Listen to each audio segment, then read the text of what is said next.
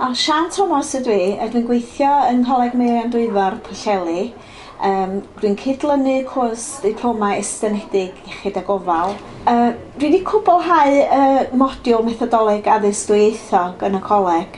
Mae o lot o help i mi yn y ngwaith oherwydd da ni dysgu bob un uned a bob un modiwl ar y cwrs yn ddwyieithog. A mae'n dysgu i ni sut i gyflwyno a sut i baratoi adnoddau. Mae wedi bod o fudd mawr i ni.